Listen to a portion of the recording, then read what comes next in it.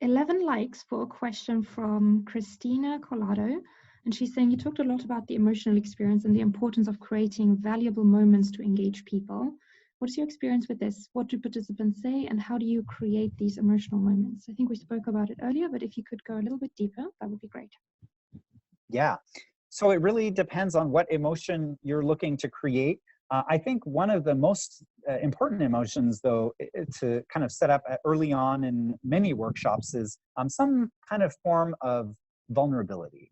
So to get people to share rather something that is personal, that makes them a little bit vulnerable, not too vulnerable because then you could get them to shut down, but that really kind of exposes a little bit of their real self, right? So one activity I like to do is an activity called Real Self, actually, and you can look this up online.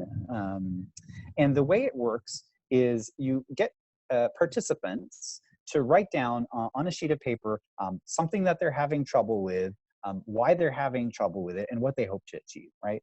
And then that post-it note, let's say you write it in a digital post-it note, gets passed to the next person, and then that person, if they've got something that they can add to that, they can kind of put it in, right? They can attach it to the post-it note. They can say, you know what, I'm able to contribute on one of these things. And then you can pass that post-it note around in a digital circle as part of a breakout.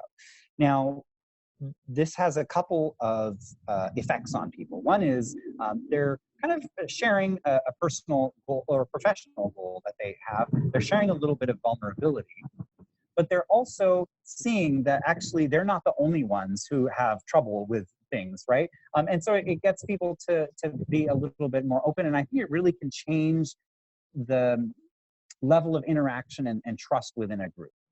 So that's one thing around emotional experience. There's a lot of things that you can do around energizers and icebreakers to develop a good kind of emotional experience.